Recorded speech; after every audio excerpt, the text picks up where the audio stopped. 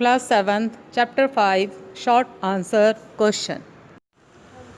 Question number 1. What is the difference between acid and base? Acid and base, what difference they are having, we have to tell. Come to the answers. Acids have a sour taste, and all acids are soluble in water and their solution conduct electricity. Now the bases, they are bitter in taste and slippery to touch, and all bases are not soluble in water. So we can easily differentiate. Acid have sour taste, bases have bitter taste. Acids are soluble in water and their solution conduct electricity. All bases are not soluble in water, but bases also conduct electricity. Come to B part, weak acid and strong acid. Children, you have to tell the difference between the weak acid and strong acid. Now, the acids which produce more hydrogen ions and dissociate completely on dissolving in water, they are called strong acid. Or we can say these acids have more hydrogen ion and they dissociate completely.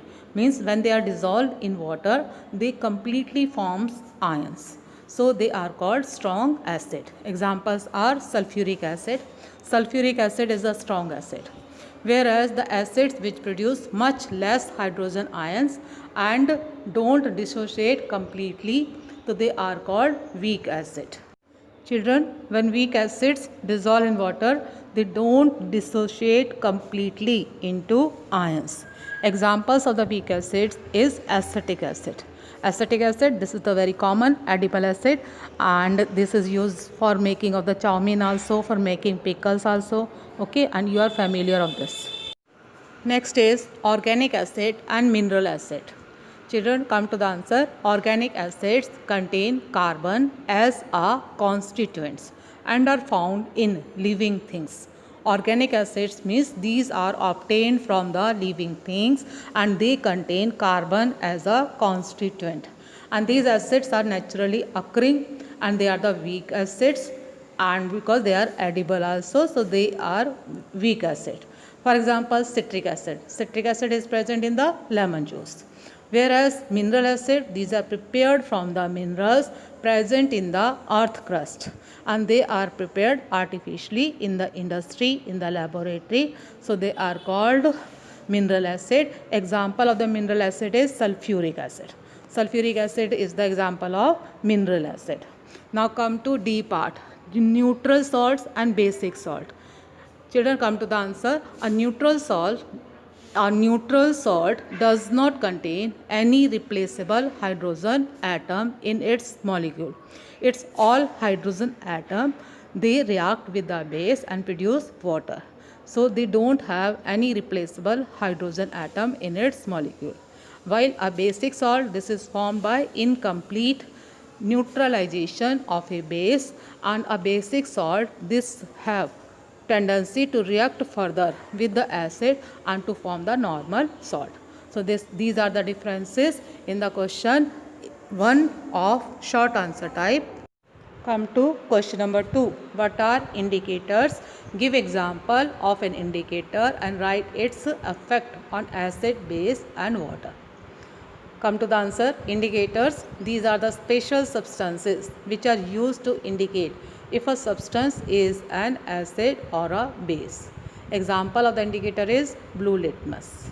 Okay, now come to its effect on acid, base and water.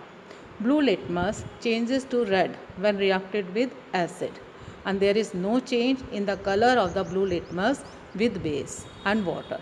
With base and water, blue litmus remains blue. There is no change. Red litmus changes to blue with base and there is no change in the color of red litmus with acid and water. Children, red litmus, this changes to blue with base and red litmus remains red with acid and water. So this is the answer. I think you have understand it. Come to question number 3. Explain why pickles and jam should not be stored in metal containers. Come to the answer. Metals react with acid to produce toxic salts. Metals are reactive and metals reacts with acid to produce some salt, and these salts are toxic. Toxic means poisonous. So metal container should not use to store pickles, jams, as they contain some acid. You have observed in your kitchen your mother never store pickles, jams, etc. or the sour things in the metal containers. Now come to question number 4. How are acid rain caused? Acid rain means the rain water contains acid. So that rain is called acid rain. Now to come to the answer, the large accumulation of pollutant like sulfur dioxide, carbon dioxide, nitrogen dioxide in the atmosphere. These gases are released due to the different from the exhaust of the vehicles or by the burning of the different substances. Okay, so these gases which are present in the atmosphere, they dissolve in the moisture of the cloud and they form acid. So these acid forms are sulfuric acid, nitric acid, carbonic acid, etc. The first shower of the rain, so this is in the highly polluted area, the area which has high level of pollution. The first shower or the first rain, so this has high acid concentration, and this acid can harm plants, animals and buildings. Buildings also becomes yellowish, like for example the Agra Taj Mahal, so this turned yellowish due to the acid rain. Why, question number 5, why are factory waste neutralized before they are disposed to water bodies? Means factory waste, they contain many harmful substances, and before disposing them into the water bodies we have to neutralize them. We have to make them neutral. Now come to the answer. Industrial waste products contain dangerous chemicals like acid. In the different industries like paper industries or some other industries, the different harmful chemical substances are produced, and if they reach water body, so then they affect aquatic life because the acidic water, so this may kill the aquatic animals and also affect the plant. Therefore the sewage waste from the factories, so these are treated with base to neutralize it and make it harmless. With the reaction of the base, they become neutral and harmless, and after they become harmless they can be disposed into the water bodies. Come to question number 6. How can anhydrous salt change into their hydrated forms? Means anhydrous salt, the salt which does not have any water of crystallization. Then how can this salt can be changed into their hydrated form? Come to the answer. On heating, hydrated salts lose their shape and color and change into a powdery substance, and such salts are called anhydrous. They regain their color when water is added to them. If we sprinkle some water to the anhydrous salt, then they become hydrated and they gain back their color and their proper shape. For example, copper sulfate. Copper sulfate, this is the hydrated salt. When we heat this, and when it is hydrated, then it is blue in color, and when we heat it, it becomes anhydrous and it loses its blue color. And when on the anhydrous salt we sprinkle water, it regains its blue color. Come to question number 7. Explain the effects of litmus paper on sodium carbonate and sodium bicarbonate solution. Children, sodium carbonate and sodium bicarbonate solution, these are basic in nature, and you have to tell the effect of litmus paper, both red litmus paper and blue litmus paper, on these solution. Now come to the answer. With sodium carbonate, red litmus will turn blue. When we add red litmus paper in the sodium carbonate solution, then it turns blue, as this salt is basic in nature. Sodium bicarbonate, this is a base, so it will also turn red litmus paper into blue. Means in both the salt solution, red litmus turn blue, and there is no change in the color of the blue litmus paper with these salts.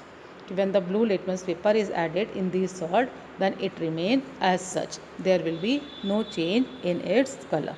Now come to last question. How are acid burns treated? The affected part of the body should be washed with plenty of cold water. because the water make the acid dilute. A dilute solution of the baking soda may be sprinkled on the affected body part. So this is the treatment of the acid burn. The acid can be neutralized by the baking soda and the skin become normal.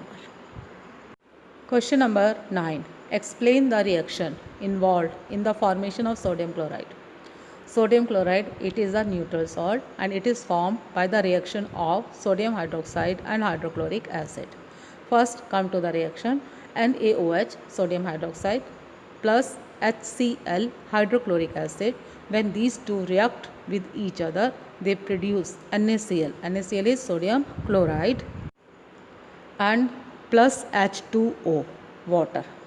So base and acid react together to produce salt and water. A reaction between an acid and a base to produce salt and water with the evolutions of heat.